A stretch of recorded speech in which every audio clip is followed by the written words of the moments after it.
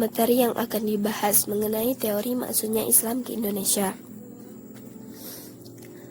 Ringkasan latar belakang mengenai teori masuknya Islam ke Indonesia.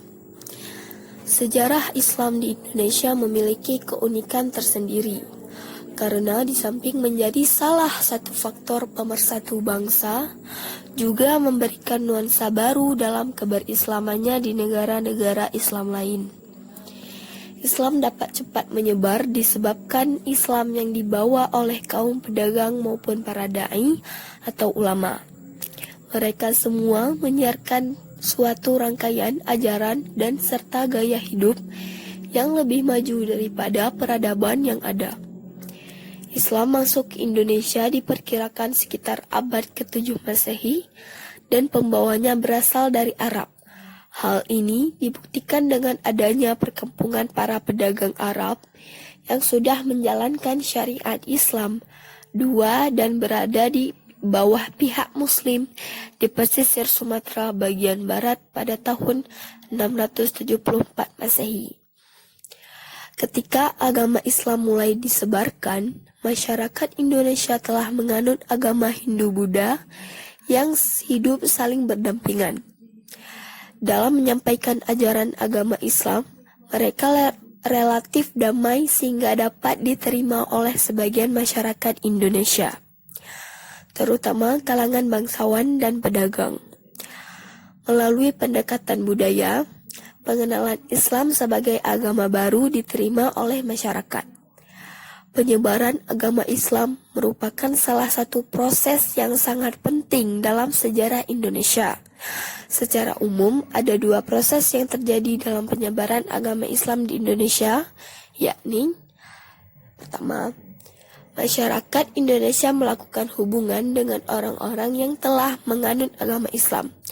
Kedua, orang-orang Timur asing, Arab, India, Cina, dan lain-lain yang telah memeluk agama Islam tinggal menetap di wilayah Indonesia. Kemudian menikah dengan penduduk lokal, serta mengikuti gaya hidup lokal sedemikian rupa sehingga mereka berbaur dalam kehidupan masyarakat Indonesia. Kondisi masyarakat Indonesia sebelum Islam. Penduduk Indonesia terdiri dari berbagai suku bangsa yang masing-masing daerahnya mempunyai corak seni, budaya, dan bahasa yang beragam. Kondisi sosial budaya masyarakat Indonesia sebelum masuknya pengaruh agama Islam di Indonesia adalah masih didominasi oleh agama Buddha dan Hindu, serta kepercayaan-kepercayaan kepada arwah roh leluhur. Kondisi masyarakat Indonesia sebelum Islam. Masyarakat banyak menganut agama Hindu dan Buddha, serta kepercayaan animis dan dinamisme. Banyak terdapat kerajaan bercorak Hindu dan Buddha. Masyarakat memiliki struktur sosial dalam sistem kasta. Berikut gambarnya. Kondisi sosial budaya sebelum kedatangannya Islam di wilayah Nusantara, peradaban yang pernah muncul dan mampu membangun suatu struktur masyarakat yang mapan yaitu Hindu-Buddha. Peradaban Hindu-Buddha sangat berpengaruh dan berbentuk struktur masyarakat di Nusantara. Agama atau kepercayaan masyarakat Indonesia sebelum datangnya Islam ke Indonesia. Jauh sebelum Islam masuk ke Nusantara dan menjadi agama mayoritas, masyarakat telah memiliki sistem kepercayaan sendiri. Secara umum, keyakinan tersebut disebut sebagai animisme dan dinamisme. Animisme mempercayai bahawa setiap benda di bumi seperti kawasan tertentu, goa, pohon, batu besar, dan lain-lain mempunyai roh atau jiwa yang mesti dihormati agar tidak mengganggu manusia. Mereka juga berharap agar roh-roh tersebut menjaga mereka dari roh jahat dan membantu dalam kehidupan sehari-hari. Karakteristik masyarakat yang menganut keyakinan ini diantaranya adalah sukses dalam bercocok tanam, terhindar dari bencana alam, selamatan ketika memasuki rumah baru, dan lain-lain. Oleh sebab itu, di Indonesia ditemukan beberapa monumen yang terbuat dari batu-batu besar. Dinamisme adalah keyakinan terhadap kekuatan yang berada dalam suatu benda dan diyakini mampu memberikan suatu manfaat dan mara bahaya. Benda-benda tersebut bisa berupa gunung, bebatuan, dan lain sebagainya. Berbeda dengan animisme yang penekanannya berada pada kepercayaan roh, dinamisme didasari oleh pola pikir bahawa kekuatan dalam menentukan kehidupan secara keseluruhan. Dan diyakini sebelum masuknya Islam ke Indonesia, masyarakat Indonesia banyak menganut agama Buddha, Hindu, dan Kapitaya. Kondisi perekonomian. Penduduk Indonesia sebelum Islam memiliki berbagai mata pencaharian. Di antara mereka ada yang berdagang, bercocok tanam, berternak, serta berlayan atau menjadi nelayan. Indonesia terletak di daerah tropis sehingga mengalami hujan lebat dan sinar matahari hampir sepanjang waktu, yang merupakan elemen penting untuk bercocok tanam. Indonesia adalah penghasil utama dari berbagai produk pertanian tropis. Komoditas pertanian dan perkebunan penting di Indonesia meliputi cengkih, kayu manis, kayu putih, rempah-rempah, dan lain-lain. Kondisi sosial politik. Sistem kerajaan dengan bercorak Hindu, Buddha yang menganut konsep dinasti, yakni sistem pemerintahan berbasis garis keturunan. Raja yang berkuasa memiliki kuasa agung yang sangat besar dan biasanya dikaitkan dengan dewa yang dianggap sebagai titisan dewa di bumi. Masuknya agama Hindu-Buddha ke negara Indonesia telah berlangsung selama berabad-abad lamanya. Akan tetapi, pengaruh budaya Hindu-Buddha masih dapat dirasakan di masyarakat hingga saat ini. Salah satunya adalah peralihan sistem pemerintahan Indonesia dari etnisitas menjadi monarki dengan hierarki. Perubahan sistem pemerintahan di era Hindu-Buddha paling terlihat jelas dari model kepemimpinan dan struktur pemerintahannya. Namun, setelah mulai masuknya Islam, kerajaan Hindu-Buddha berangsur runtuh sedikit demi sedikit dan mulai digantikan oleh kerajaan-kerajaan Islam seperti Samudra Pasai, Demak, dan Malaka. Sistem pemerintahan bercorak Islam adalah raja yang bergelar sultan atau sunan seperti halnya dengan wali. Setelah raja meninggal, beliau tidak dimakamkan di candi-candi, melainkan dimakamkan secara Islam. Kondisi suku bangsa sebelum datangnya Islam ke Indonesia. Sebelum Islam datang ke Nusantara atau Indonesia mulai abad ke-7 Masehi, penduduk di negeri ini telah memeluk agama Hindu dan Buddha saat sekitar abad 3 Masehi. Namun, jika urut lebih jauh lagi sebelum kehadiran agama Hindu dan Buddha, masyarakat telah memiliki sistem kepercayaan sendiri. Secara umum, keyakinan tersebut disebut sebagai animisme dan dinamisme. Agama lokal ini merupakan kepercayaan-kepercayaan yang diwariskan dari nenek moyang secara turun-temurun. Inilah kondisi suku bangsa sebelum datangnya Islam ke Indonesia. 1. Rata-rata penduduk beragama Hindu atau Buddha. 2. Semua penduduk bebas memakan apapun termasuk manusia. 3. Hukuman mati sangat lazim untuk dilakukan. Perdagangan. Kesibukan lalu lintas perdagangan pada abad ke-7 hingga 16 Masehi membuat pedagang-pedagang Muslim dari Arab, Persia, dan India turut ambil bagian dalam perdagangan dari negeri-negeri bagian Barat, Tenggara, dan Timur Asia. Saluran penyebaran Islam melalui perdagangan ini sangat menguntungkan karena para raja dan bangsawan turut terlibat dalam kegiatan perdagangan. Bahkan, mereka menjadi pemilik kapal dan saham. Hal yang turut berperan dalam penyebaran Islam ialah melalui dakwah yang dilakukan para mubaligh. Setidaknya ada 3 faktor yang menyebabkan Indonesia dikenal oleh bangsa-bangsa lain. 1. Letak geografis yang strategis, yaitu berada di persimpangan jalan raya internasional dari jurusan Timur Tengah menuju Tiongkok. 2. Kesuburan tanahnya sehingga menghasilkan bahan-bahan keperluan hidup yang dibutuhkan oleh bangsa-bangsa lain, misalnya rempah-rempah. 3. Penduduk Indonesia terkenal ramah. Cara masuknya Islam jalur pendidikan. 1. Mendirikan pesantren. Cara masuknya Islam melalui jalur pendidikan adalah dengan mendirikan sebuah pesantren. Pesantren pertama di Indonesia adalah pesantren Sidogiri. Pesantren ini didirikan oleh Said Sulaiman dengan dibantu oleh Kiai Aminullah pada 1718. Sebelum berdakwah, para tokoh Islam yaitu Wali Songo akan lebih dulu mendirikan sebuah bangunan sebagai sarana dakwah. Salah satunya adalah langgar atau masjid. Adapun ajaran Islam yang diajarkan di pesantren adalah ilmu akidah, hadis, fikih, dan tafsir. Selain itu, mereka juga diajarkan ilmu ketatanegaraan, ekonomi, pertanian, dan bela diri.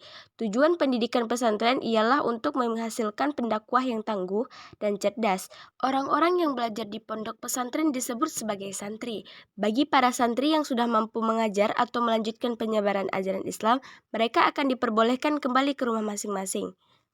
Hal ini menjadi salah satu cara agar ajaran Islam terus disebarluaskan. Selain itu, ini juga yang memicu berdirinya berbagai pondok pesantren lain di daerah Nusantara. 2. Mengajarkan Islam melalui kitab sastra. Selain mendirikan pesantren, para wali juga mengajarkan agama Islam melalui kitab-kitab sastra. Pada masa itu, kitab-kitab sastra yang digunakan oleh para ulama masih ditulis menggunakan huruf Jawa. Kendati demikian, penyebaran Islam melalui kitab sastra dinilai cukup efektif karena tampak adanya perpaduan antara adat setempat dengan agama Islam. Contoh kitab sastra yang digunakan sebagai media pengajaran agama Islam adalah kitab Pepakem Cirebon, UU Mataram, dan Adat Mahkota Alam. Melalui jalur akulturasi budaya, agama Islam masuk ke Indonesia tak luput dari peran akulturasi budaya yang dilakukan oleh para dai. Hal ini terjadi sekitar abad ke-12 hingga ke-14 Masehi. Para dai memberikan kesan kepada masyarakat bahwa Islam sesuai dan tidak bertentangan dengan budaya mereka, sehingga mereka memeluk Islam dengan sukarela. Cara dakwah ini dilakukan oleh Wali Songo atau 9 wali penyebar Islam di Jawa.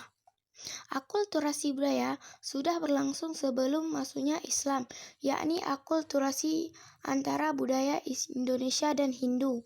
Kemudian akulturasi terjadi lagi setelah agama Islam masuk bersama nilai-nilai kebudayaannya. Salah satu media penyebar agama Islam melalui kebudayaan adalah wayang. Tasawuf adalah ajaran untuk mengenal dan mendekatkan diri kepada Allah Subhanahu wa Ta'ala, sehingga memperoleh hubungan langsung secara sadar dengannya. Orang yang ahli di bidang ilmu tasawuf disebut sufi. Pengajar-pengajar tasawuf atau para sufi mengajarkan ilmu tasawuf yang bercampur dengan ajaran yang sudah dikenal luas oleh masyarakat Indonesia. Mereka mahir dalam hal-hal magis, sesuatu yang berhubungan dengan perkara gaib, dan mempunyai kekuatan untuk menyembuhkan. Di antara mereka ada yang mengawini putri-putri bangsawan setempat. Tasawuf yang diajarkan kepada penduduk pribumi mempunyai persamaan dengan alam pikiran mereka yang sebelumnya sudah mengenal kepercayaan animisme dan dinamisme dalam agama Hindu, sehingga agama baru tersebut, Islam, mudah dimengerti dan diterima. Ajaran mistik ini masih berkembang di abad ke-19 dan bahkan abad ke-20. Teori Mekah. Tokoh yang memperkenalkan teori ini adalah Haji Abdul Karim Abdullah, atau yang lebih sering dikenal dengan nama Hamka. Teori ini muncul untuk membantah tentang teori Gujarat. Teori Mekah menyebutkan bahwa Islam masuk ke Indonesia pada abad ke-7 Masehi, yang dibawa oleh bangsa Arab, termasuk juga Mesir. Adapun dasar-dasar yang memperkuat teori Arab yaitu sebagai berikut. A. Adanya perkampungan Arab di pantai barat Sumatera pada abad ke-7, tepatnya tahun 674 Masehi. B. Gelar Al-Malik yang berasal dari Mesir juga diberikan bagi para raja Samudra Pasai. Teori Persia. Pencetus teori ini adalah seorang sejarawan asal Banten yang bernama Husain di Jajaningrat. Teori ini menjelaskan bahwa Islam dibawa oleh orang Persia atau Iran pada abad ke-15. Dasar munculnya teori ini adalah sebagai berikut. A. Peringatan Asyura yang dilakukan setiap tanggal 10 Muharram bagi kaum Syiah di Iran untuk memperingati wafatnya cucu Rasulullah SAW, yaitu Husain bin Ali. Sedangkan sebagian wilayah di Indonesia juga melakukan perayaan pada tanggal 10 Muharram. Seperti di Sumatera Barat, ada tradisi tabut atau peti, diambil dari bahasa Arab yang ditranslasi melalui bahasa Persia. B. Terdapat kesamaan ajaran tasawuf yang dibawa oleh Syekh Siti Jenar dengan ajaran tasawuf oleh Sufi dari Iran yaitu Al-Hallaj. C. Kesamaan ejaan penulisan Arab antara Indonesia dengan Persia atau Iran. D. Kesamaan seni kaligrafi pahat pada batu-batu nisan yang dipakai di kuburan Islam awal di Indonesia. Teori Gujarat. Teori Gujarat pertama kali dikemukakan oleh J.P. Snevel dari Universitas Leiden pada abad ke-19. Teori ini menjelaskan bahwa Islam masuk ke Indonesia pada abad ke-13 Masehi. Teori Gujarat kebanyakan dikemukakan oleh sarjana asal Belanda. Menurut Snevel, ahli dari Universitas Leiden, orang bermadzhab Syafi'i yang bermigrasi dan menetap di wilayah India merupakan orang yang membawa Islam ke Nusantara. Merupakan Mekti berkesimpulan bahwa tempat asal Islam di Nusantara adalah Gujarat. Pertama, bentuk batu nisan di Pasai mirip dengan batu nisan yang ditemukan di makam Maulana Malik Ibrahim, yang ternyata sama dengan batu nisan yang ada di Cambai, Gujarat.